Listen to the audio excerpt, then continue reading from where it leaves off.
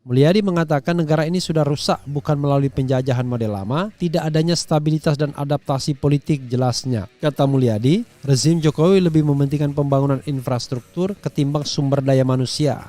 Ia juga menyoroti sikap para politisi yang membuat bangsa Indonesia menjadi rusak. Permasalahan politisi di Indonesia, mulutnya idealis, perutnya kapitalis, di bawah perut komunis, Pancasila dikesampingkan, negara ini sudah rusak paparnya. Karena kalau pemerintahan tersinggung, maka yang ada adalah bukan argumentasi tandingan, tapi Anda akan dicari kesalahannya, lalu dicari pasalnya, dan pasal yang paling mudah adalah menyebarkan berita bohong, atau kemudian ujaran kebencian yang berbau sara, atau misalnya penghinaan, atau pencemaran nama baik, dan juga terakhir penistaan agama. Terjadi penjarahan besar-besaran terhadap kekayaan alam. Dan itu disponsori oleh kekuasaan sendiri. Udahlah, kita tahu siapa pemain-pemainnya kan.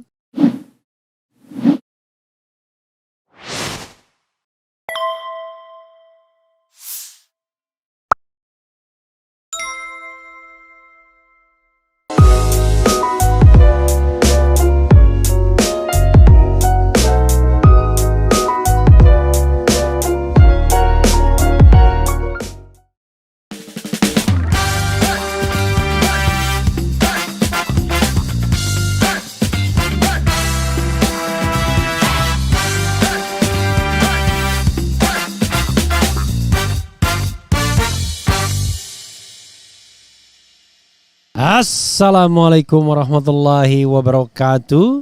Sobat RH sekalian, jumpa lagi kita di channel yang keren ini. Keren cadas ya. Sobat semuanya, ini ada kritik keras ya. Jelas dari dosen politik UI ya, namanya Mulyadi Opu Andi Tadampali. Kalau dia presentasi lucu orangnya, tapi juga tegas dan keras orangnya. Dan dia mengatakan bahwa rezim Jokowi memproduksi bangsa yang terbelah ya, a divided society. Kenapa dia mengatakan memproduksi a divided society? Coba kita bacakan dan nanti kita ulas. Karena terus terang saja sobat daerah sekalian, ini juga merupakan keprihatinan banyak orang, banyak pihak yang memperhatikan perjalanan bangsa ini. Dan tentu keprihatinan saya juga. Karena baru kali ini rasanya ya, ada penguasa yang memelihara kelompok masyarakat sendiri, buzzernya sendiri, untuk menghantam kelompok masyarakat lainnya. Bahkan bisa menggunakan state apparatus untuk menahan dan menangkapi orang-orang yang kritis dengan kekuasaan. Korbannya sudah banyak. Ada Ruslan Buton, ya, kemudian ada Syahganda Nainggolan, ada Anton Permana, ada Jumhur Hidayat, mereka ada Edi Hidayat.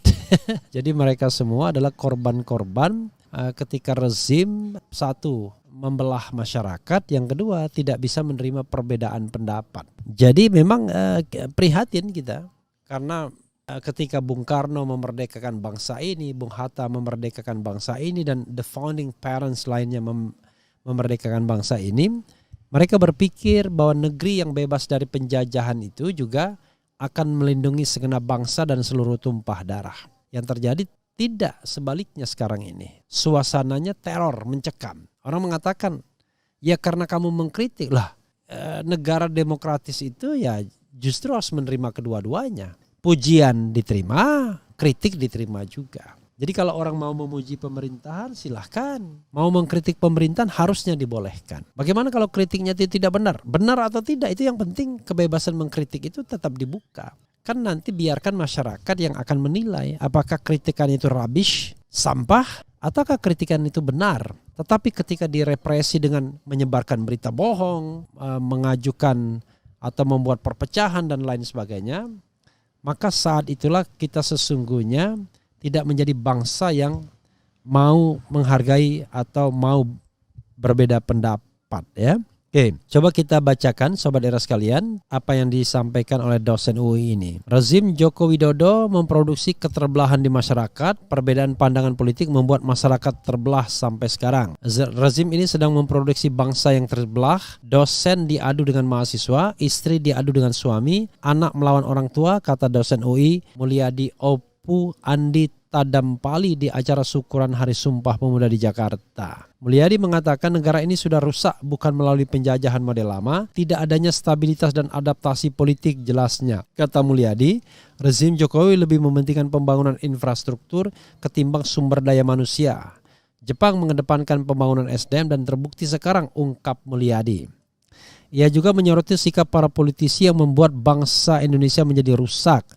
Permasalahan politisi di Indonesia, mulutnya idealis, perutnya kapitalis, di bawah perut komunis, Pancasila dikesampingkan, negara ini sudah rusak, paparnya. Managing Director Political Economy and Policy Studies PEPS, Antoni Budiawan mengatakan, Undang-Undang Dasar 2002 menghilangkan kedaulatan daerah. Kedaulatan daerah diganti kedaulatan rakyat di saat Pilpres, satu orang satu suara di mana yang mayoritas akan menang. Daerah minoritas tidak bisa memimpin Indonesia lagi. Inilah dampak yang dikatakan Luhut dalam wawancara dengan Rocky Gerung, bahwa minoritas jangan mimpi berkuasa, ungkapnya. Dampak Undang-Undang Dasar 2002 terhadap negara terjadi perampasan aset kekayaan negara dari batu bara, emas yang semuanya dari daerah, terjadi peralihan kekayaan ke pusat dan dibagi-bagi ke oligarki. Dari batu bara saja perlu dihitung ulang. Ekspor batu bara setelah reformasi sampai 2019 adalah sebesar 3.000 triliun lebih, ya, sebesar APBN. Sebetulnya uang daerah dirampas oligarki, pemerintah daerah tidak berdaulat sehingga kekayaan alam dikuasai oligarki. Bahwa setelah 2014 pengelola tambang tidak memperhatikan lingkungan, daerah penghasil batubara mendapat kerusakan lingkungan luar biasa. Harusnya tanggung jawab pengelola tambang tadi, solusi mengembalikan kedaulatan daerah dengan Undang-Undang Dasar 45 yang asli jelasnya. Sedangkan wartawan senior Bambang Wibowo mengatakan Undang-Undang Dasar 45 hasil amandemen akan membuat situasi ketatanegaraan tumpang tindih, bahkan cenderung kacau. Sementara itu masyarakat masih mengecap Orde Baru kepada siapa saja yang menginginkan kembali pada Undang-Undang Dasar 45 asli. Salah satu syarat kaji ulang Undang-Undang Dasar adalah untuk sementara Undang-Undang Dasar dikembalikan kepada UUD 45. Maksudnya Undang-Undang Dasar yang asli, namun sudah dengan perubahan tentang masa jabatan presiden yang dibatasi hanya boleh 2 kali. Selanjutnya UUD 45 plus kita sempurnakan secara hati-hati, teliti dan seksama dengan menjaga kesinambungan antara mukadimah dengan batang tubuh, paparnya. Penyempurnaan dilakukan dengan sistem adendum yang melibatkan seluruh rakyat Indonesia dan bukan hanya oleh segelintir elit, apalagi hanya oleh partai-partai politik di parlemen. Penyempurnaan harus visioner jauh ke depan, termasuk mengantisipasi kemajuan teknologi yang terus berkembang pesat yang bisa mengubah tatanan sosial masyarakat, pungkasnya. Jadi ada 3 pembicara, ya, Sobat Era sekalian. Menarik untuk dibahas, ya. Mulyadi bicara tentang rezim yang memproduksi keterbelahan masyarakat. Ada yang bicara mengenai perampasan kekayaan lokal, ya, oleh para atau oleh konglomerat. Dan yang ketiga adalah bagaimana menata sistem ketatanegaraan dengan kembali ke Undang-Undang Dasar 45. Jadi ada 3 hal yang menarik, ya. Kita bahas satu-satu coba. Kita mulai dengan keterbelahan masyarakat. Terus terang Sobat Era sekalian, ya, itu juga menjadi keprihatinan saya sebagai katakanlah pengamat, ya, orang yang mengamati secara intens masyarakat ini, dan terasa sekali pembelahan di masyarakat tersebut, ya. Ketika kita mengkritik Presiden Jokowi, seolah-olah kita dikelompokkan sebagai satu bagian dari masyarakat yang terpisah dari negara atau terpisah dari kekuasaan. Orang menyebutnya kadrun misalnya. Itu sendiri sudah terjadi pembelahan di masyarakat. Nah, sebaliknya reaksi dari kelompok yang dikatain kadrun itu adalah mengatakan siapapun pendukung pemerintahan sebagai cebong dan lain sebagainya, atau kecepret sekarang, kecebong kampret. Padahal dalam masyarakat yang terbuka biasa saja ada orang mengkritik, ada orang yang memuji dan lain sebagainya. Tetapi di Indonesia menjadi masalah. Anda tidak bisa mengkritik pemerintahan, karena kalau pemerintahan tersinggung, maka yang ada adalah bukan argumentasi tandingan, tetapi Anda akan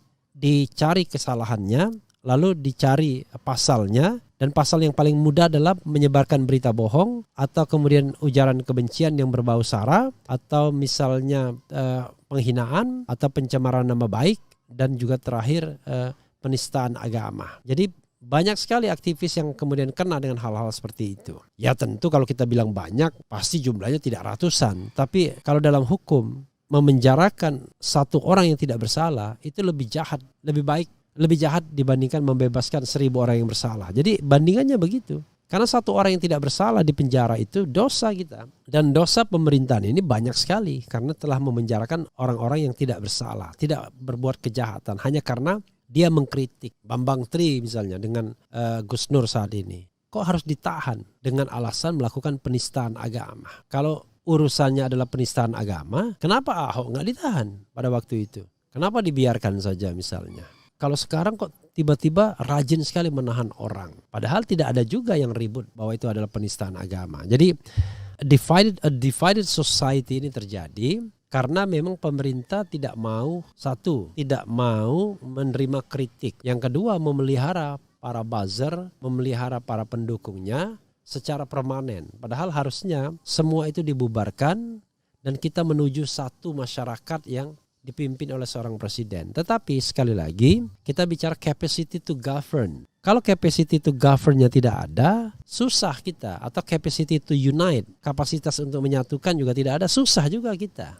Ya, yang ada hanya capacity to win. Itu pun dengan karut-marut atau carut-marut berpemilu. Jadi sobat era sekalian, mudah-mudahan 2024 kita mendapatkan pemimpin yang jauh lebih baik.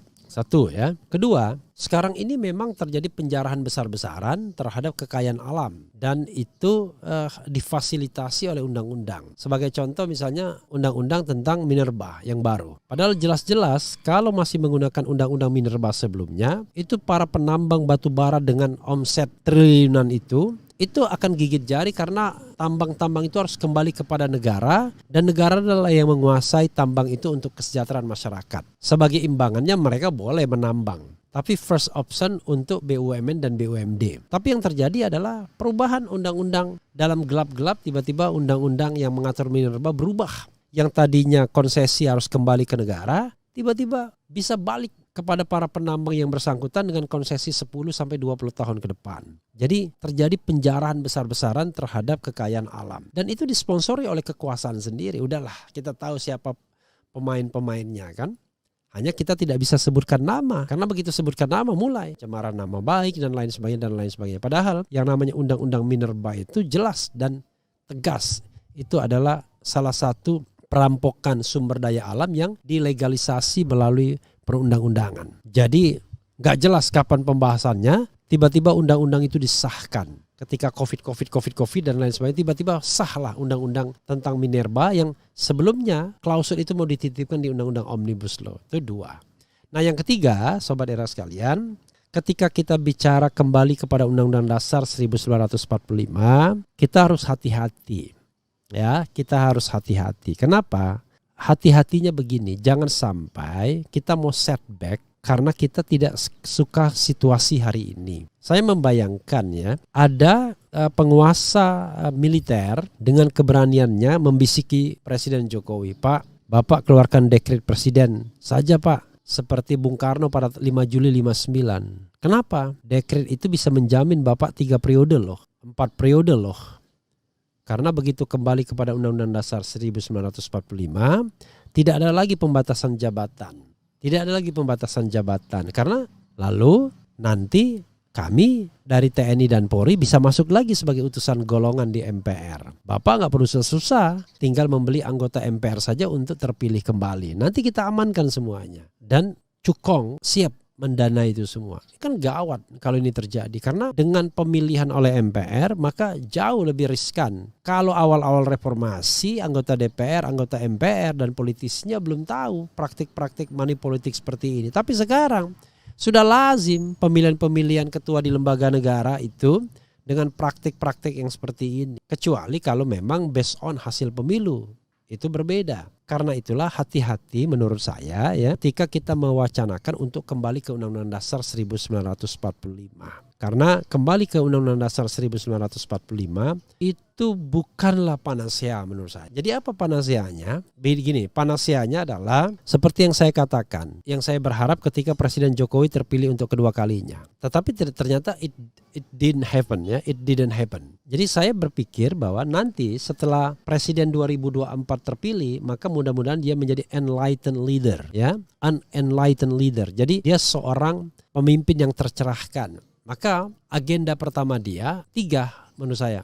Langsung hapuskan presidensial threshold biar terjadi a fair competition dengan Perpu karena masih didukung mumpung kan oleh koalisi yang besar. Yang kedua adalah buat tim ahli untuk mengkaji semua instrumen undang-undang politik yang ada. Dan 3, bikin tim ahli juga untuk mengkaji Undang-Undang Dasar 1945 yang sudah ubah ini. Nah, hasil kajian itulah yang kemudian menjadi cikal bakal perubahan. Jadi kalau kita mau mengubah desain negara ini, ya kita ubah dulu undang-undang dasarnya, bagaimana desainnya. Jangan ujuk-ujuk kembali kepada undang-undang dasar 1945. Kalau kembali kepada undang-undang dasar 1945 itu seperti sopir kereta atau sopir mobil yang lagi ngebut di jalan tol disuruh belok.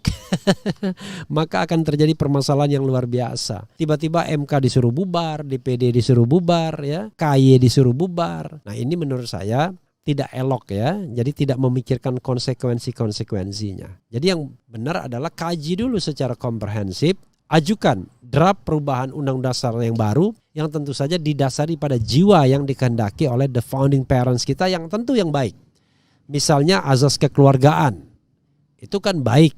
Kemudian sistem perekonomian yang lebih menjurus ke arah sosialisme Indonesia itu kan baik. Bagaimana nilai-nilai Pancasila itu diimplementasikan. Tapi jangan lupa obat dari semua ini tidak hanya undang-undang dasar. Saya mengatakan soal karut marut Indonesia ini tidak hanya sebabnya undang-undang dasar, tapi bisa juga peraturan di bawah undang-undang dasar. Soal minerba misalnya, itu kan soal peraturan di bawah undang-undang dasar, ya. Sobat era sekalian, banyak PR yang kita bisa lakukan dan mudah-mudahan kita menjadi bagian bangsa yang produktif untuk memperbaiki kondisi yang ada. Kalau kita sepakat, negeri kita saat ini sudah tidak sedang baik-baik saja. Tapi kalau kita mengatakan negeri ini baik-baik saja, Presiden Jokowi berhasil, infrastruktur maju, Presiden Jokowi presiden yang hebat, ya kan? Pemerintah saat ini pemerintahan terbaik sepanjang masa. Ya sudah, artinya masyarakat memang melihat bahwa kita sedang dalam track yang baik, ya kan?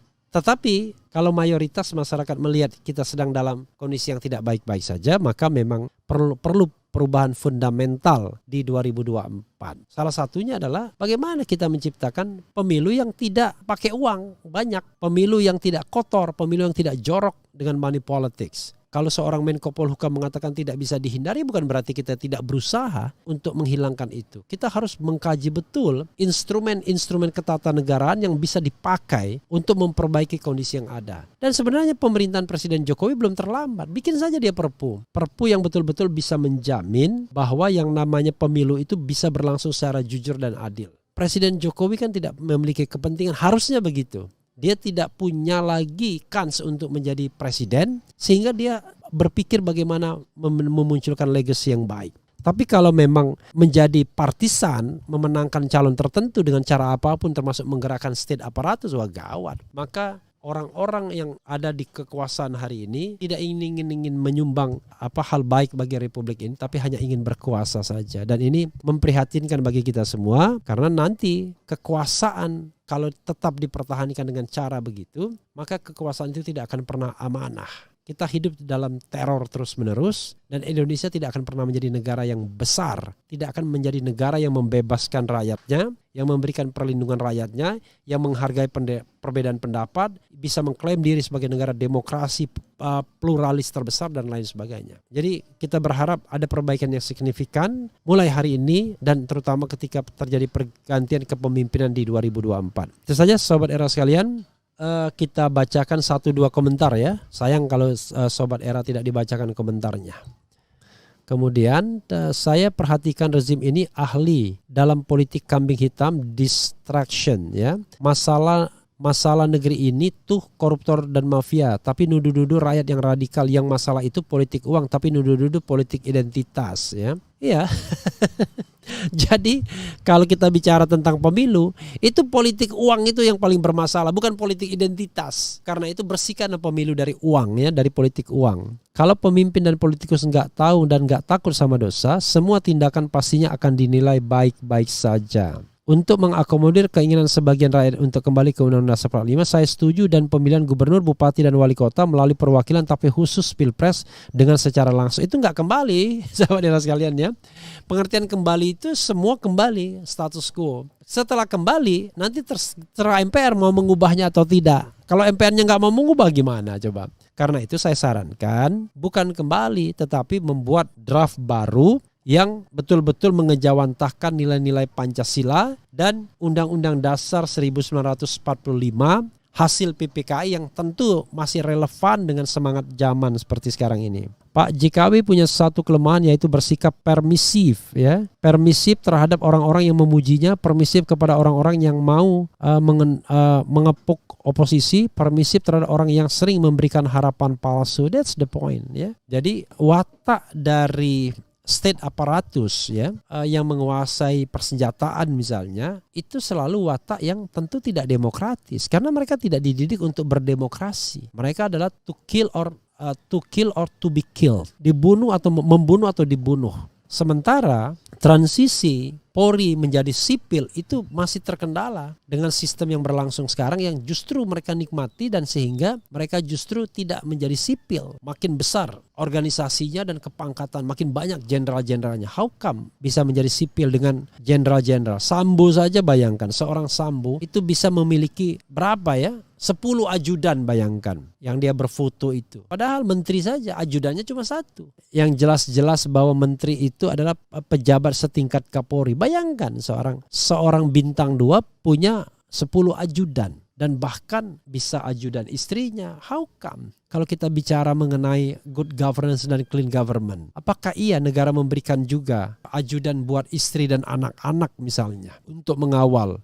Jadi harus ditata ulang. Apakah iya seorang bintang 2 seperti Sambo itu boleh memiliki 10 ajudan? Buat apa? Karena itu kita harus lihat dan tata ketatanegaraan ke depan agar jauh lebih baik. Tujuan kita adalah bagaimana negara ini lebih baik. Tidak diisi oleh pencoleng, mafia, koruptor yang mengeruk negara, yang mengeruk keuangan negara ini. Dan semuanya para koruptor itulah yang kemudian berkuasa menentukan hitam dan putihnya republik ini. Sedih sekali rasanya, ya kan? Sementara bagian terbesar kita ya hanya menonton saja. Yang berani berbicara masih berbicara, tetapi kebanyakan adalah keep silent, ya. Jadi menjadi silent majority. Itu saja sobat era sekalian. Wassalamualaikum warahmatullahi wabarakatuh.